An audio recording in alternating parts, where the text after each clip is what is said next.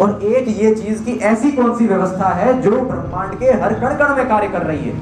अगर आप इस पृथ्वी को व्यवस्था मानते हैं तो आपको मंगल को अव्यवस्था मानना पड़ेगा। यदि पृथ्वी व्यवस्था है, पृथ्वी पर आप कहते हैं कि इतनी ऑक्सीजन है, हर चीज हैबिटेबल है, तो मंगल पर तो नहीं है। इसका मतलब क्या मंगल ईश्वर ने नहीं बनाया? तो ऐसा नहीं है। ये बात नास्तिकों की बिल्कुल सही है कि पृथ्वी एक ग्रह है, ऐसे अनेक ग्रह हैं, उनमें से केवल कुछ पर जीवन है, कुछ पर जीवन नहीं है। ये आर्गुमेंट उचित नहीं है ईश्वर को प्रमाणित करने के लिए।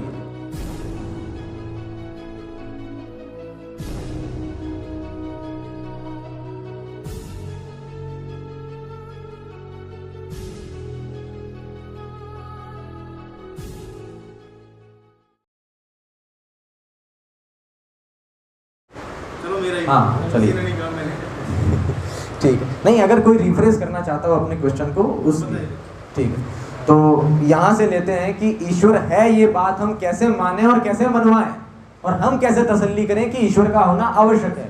तो सबसे पहला आर्गुमेंट तो जो सर ने दिया कि व्यवस्था है तो व्यवस्थापक होना चाहिए, अजय भाई ने भी वही दिया, तो वो है।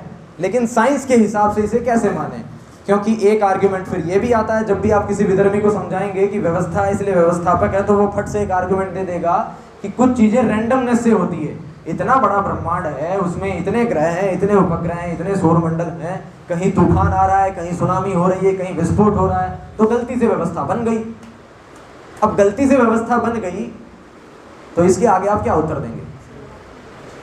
कोई है इस पर उत्तर देना चाहता हो कि गलती से व्यवस्था बन गई, रैंडमनेस से, हजारों करोड़ों तारे हैं, हजारों करोड़ों उपग्रह हैं, उसमें से कहीं एक जगह पर व्यवस्था बन गई। अगर कोई ऐसी व्यवस्था जो हर जगह काम कर रही हो तो हम ईश्वर को माने। तो कोई उत्तर देगा? यहां तो ये आर्गुमेंट फेल हो जाएगा कि व्यवस्था हर जगह कहां है? कहां हर जगह मनुष्य हैं? इतने सारे जीव हैं, इतने सारे कीड़े हैं, सब तो जटिल नहीं है, सब तो इतने स्मार्ट नहीं है। तो प्रकृति में अपने आप ही बने और उसमें से एक गलती से इंटेलिजेंट निकल गया, तो किसी ने बनाया थोड़ी, अपने आप चीजें शुरू हो गई। और एक ये चीज की ऐसी कौन सी व्यवस्था है जो ब्रह्मांड के हर कण कण में कार्य कर रही है। अगर आप इस पृथ्वी को व्यवस्था मानते हैं तो आपको मंगल को अव्यवस्था मानना पड़ेगा। यदि पृथ्वी व्यवस्था है, पृथ्वी पर आप कहते हैं कि इतनी ऑक्सीजन है, हर चीज हैबिटेबल है, तो मंगल पर तो नहीं है। इसका मतलब क्या मंगल ईश्वर ने नहीं बनाया? तो ऐसा नहीं है। ये बात नास्तिकों की बिल्कुल सही है कि पृथ्वी एक ग्रह है, ऐसे अनेक ग्रह हैं, उनमें से केवल कुछ पर जीवन है, कुछ पर जीवन नहीं है। ये आर्गुमेंट उचित नहीं है ईश्वर को प्रमाणित करने के लिए। ईश्वर को प्रमाणित करने के लिए ही एक आर्गुमेंट है जो कि कुछ वैज्ञानिकों ने ही प्रपोज किया है और हम भी उसी तर्क पर चलते हैं दर्शन के आधार पर। वो है फाइन ट्यूनिंग आर्गुमेंट। लिख लीजिए, fine tuning argument. Fine tuning, fine मतलब अच्छा होना, ट्यूनिंग आपने सुना ही है, तो फाइन ट्यूनिंग आर्गुमेंट। तो ये आर्गुमेंट क्या कहता है? ये आर्गुमेंट ये कहता है कि इस यूनिवर्स में जितने भी पार्टिकल्स हैं, जितने भी कण हैं, जितनी भी पूरी व्यवस्था है, चाहे वहां जीवन हो या ना हो, ये यूनिवर्सल फाइन ट्यूनिंग है। अभी हम बायोलॉजिकल फाइन ट्यूनिंग पर भी आएंगे। वहां हर जगह पर एक फाइन ट्यूनिंग, एक कांस्टेंट वैल्यू काम कर रही है। जैसे जी का कांस्टेंट है, पाई का कांस्टेंट है, बहुत सारी कांस्टेंट वैल्यूज है जो मैथमेटिक्स में और साइंस में होती है। यानी एक ऐसी व्यवस्था जिससे ये पानी की बोतल अभी स्थिर है।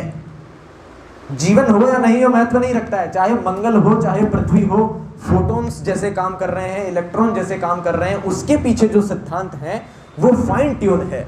अगर वो फाइन ट्यून नहीं होते हैं तो क्या होगा? यूनिवर्स सस्टेन ही नहीं कर पाएगा। अब उस फाइन ट्यूनिंग को अगर आप समझेंगे तो साइंस में बहुत डेप्थ में जाके आपको बहुत सारी मैथमेटिक्स पढ़नी पड़ेगी। वो इतनी कॉम्प्लेक्स अरेंजमेंट है कि उसे अगर हम डेटा के फॉर्मेट में देखें तो वो कई करोड़ों पेटाबाइट से भी ज्यादा की होगी। रैंडमली वो आ ही नहीं सकती है। ऐसी अरेंजमेंट है जिसे अरेंज करने के लिए कोई ना कोई अरेंजर होना ही चाहिए। और आप रैंडमनेस तभी दिखा सकते हैं जब बहुत सारे पार्टिकल्स हो, बहुत सारी जगह में से केवल एक चीज व्यवस्था हुई हो। ये सृष्टि के हर कण में है, चाहे ये हो, ये स्थान हो, ये कोऑर्डिनेशन हो। ब्रह्मांड में आप कहीं पर भी चले जाइए जहां एग्जिस्टेंस है, एग्जिस्टेंस को दर्शाने वाली, अस्तित्व को दर्शाने वाली जो फाइन ट्यूनिंग है, वो नास्तिक के मुंह पर सबसे बड़ा तमाचा है कि ये कौन सी रैंडमनेस है जो हर जगह काम कर रही है। एवरी मोमेंट पर, एवरी टाइम पीरियड पर, एवरी पार्टिकल में वो फाइन ट्यूनिंग काम कर रही है। हर जगह हर पार्टिकल फाइन ट्यून्ड है। अगर थोड़ा सा भी वो इधर उधर होता है तो सब कुछ नष्ट हो जाएगा। इस चीज के लिए मान लीजिए ईश्वर की आवश्यकता नहीं है, इस चीज के लिए किसी एक सत्ता की आवश्यकता है, और जिस सत्ता की आवश्यकता है उसे ही हम ईश्वर कहते हैं।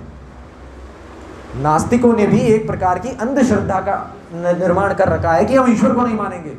कई लोगों को जब मैं ये बात समझाता हूँ, जो कि फिजिक्स के स्टूडेंट होते हैं, प्रोफेसर होते हैं, पर नास्तिक होते हैं, तो वो कहते हैं हाँ ठीक है मान लिया, फाइन ट्यूनिंग है तो कोई ना कोई अरेंजर होगा, कॉन्शियस अरेंजर होगा, पर हम उसे ईश्वर क्यों कहें? तो भाई जो कहना है तेरे को वो कह ले, ABCD कह लो, हम उसे ईश्वर कहते हैं। अब ईश्वर का क्या कार्य है? तो ईश्वर के कई कार्य बताए जाते हैं, जैसे कि निर्माण करना, प्रलय करना, संधान करना, वेद का ज्ञान देना। उसमें से ही एक ईश्वर का कार्य होता है धारण करना, एक होता है निर्माण करना यानी सृष्टि करना, एक होता है प्रलय करना यानी नष्ट करना, एक होता है धारण करना। जो ये प्रकृति है इसे धारण करना। जो बात सर ने कही वो और एडवांस हो गई कि बायोलॉजिकल लेवल पर भी उसने बहुत सारे लॉज को धारण किया हुआ है, लेकिन मैं कहता हूं कि शरीर को छोड़ दीजिए, हर एक मटेरियल को धारण करना। अब यदि वो धारण नहीं करेगा तो क्या होगा? यदि ईश्वर इन सभी फिजिकल मटेरियल्स में से निकल जाए या अभी ही अपना अस्तित्व छोड़ दे, ऐसा हो नहीं सकता, पर यदि ऐसा होता है तो फ्रैक्शन ऑफ सेकंड में ये सारा ब्रह्मांड अपनी मूल अवस्था में प्रकृति में आ जाएगा और सब कुछ नष्ट हो जाएगा, अभी के अभी प्रलय हो जाएगा। तो फाइन ट्यूनिंग खत्म हो जाएगी, कुछ रह ही नहीं पाएगा। स्पर्श, गंध, तत्व, ये सब भाव नष्ट हो जाएंगे, अग्नि जल कुछ नहीं बचेगा। तो जो कुछ भी फॉर्म है, जो कुछ भी प्रकृति है, वो प्रकृति सस्टेन कर पाए और वो नष्ट भी हो रही है तो स्पेसिफिक स्पीड से नष्ट हो पाए। इस बात को, इस लॉ को, इस सिद्धांत को, इस तहजीब को जो धारण किए हुए हैं, जो पकड़ के रखे हैं, वो ईश्वर है। और यदि वो इसे छोड़ देता है तो वो अपने फ्रैक्शन ऑफ सेकंड में ही अपनी मूल अवस्था में यानी प्रकृति में आ जाएगी। तो ईश्वर का सबसे मुख्य कार्य जो है सस्टेन करने में, वो धारण करना है। मनुष्य को बनाना यदि ये कहोगे तो जहां मनुष्य नहीं है वहां ईश्वर को कैसे सिद्ध करोगे? तो ईश्वर की सबसे बड़ी सिद्धि फाइन ट्यूनिंग आर्ग्यू की, अगर ईश्वर नहीं है, कोई धारण करने वाला नहीं है, तो इन सब कॉन्स्टेंट्स को कौन गवर्न कर रहा है, कौन धारण किए हुए हैं? एक साइंटिस्ट का भी मैं नाम ले लेता हूं क्योंकि डिबेट में चीजें आवश्यक है, हमारे समझने में तो हमारा दर्शन पर्याप्त है। एक साइंटिस्ट है मिकियो काकु, ये एक स्ट्रिंग थ्योरिस्ट हैं। Well, I believe in the God of Einstein. Okay. Einstein once, he believed in God, but not the God that intervenes in human affairs. It was the God of order, the God of simplicity and elegance. Albert Einstein खुद इसी कारण से ईश्वर को मानते थे। जो भी ज्यादातर फिजिसिस्ट होते हैं भौतिक विज्ञान के, गॉड पार्टिकल डिफरेंट चीज है। गॉड पार्टिकल तो केवल परमाणु की तरह एक पार्टिकल है। हाँ, वो है हिग्स बोसॉन अलग चीज है, ये वाली अलग चीज है, थोड़ा सा वो कंफ्यूजन हो जाएगा। पर हम ये मान सकते हैं कि जितने भी फिजिसिस्ट हैं वो अपने जीवन के अंत में जाकर के दार्शनिक हो जाते हैं।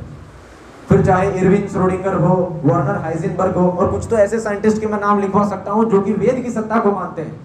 जैसे वर्नर हाइजेनबर्ग और इरविन श्रोडिंगर, दो ऐसे नाम हैं जिन्होंने जब क्वांटम फिजिक्स यानी क्वांटम भौतिकी का निर्माण किया था तो कहा था कि यदि इस फिजिक्स को वेद पढ़ने वाले पढ़ते हैं तो उन्हें सबसे पहले समझ में आएगी।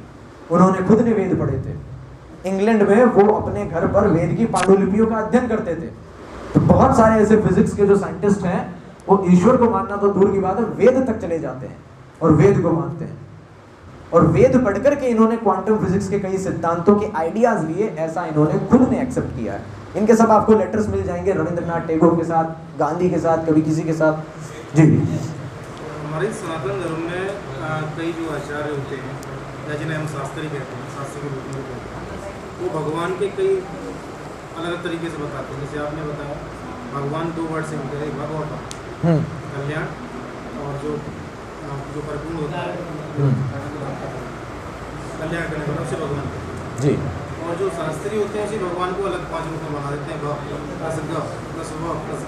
हाँ, भगवान है सबका अलग अलग, लेकिन ये मतलब व्याकरण की दृष्टि से सही नहीं है। तरीके से उन्होंने बताया। हाँ हाँ, जो प्रकृति है, क्योंकि ईश्वर ये कहता है कि प्रकृति, ये वैसे ही है जैसे कंप्यूटर का भी CEO MPU का अलग अलग बना रखा है। वो ऐसे ही फुल फॉर्म निकाल दी, पर वास्तव में तो कंप्यूटर शब्द का अर्थ कंप्यूट करने वाला होता है, वो कंप्यूटर होता है। फुल फॉर्म तो ऐसे ही हम निकाल देते हैं वो सिखाने के लिए। तो भगवान की कोई फुल फॉर्म नहीं है। भगवान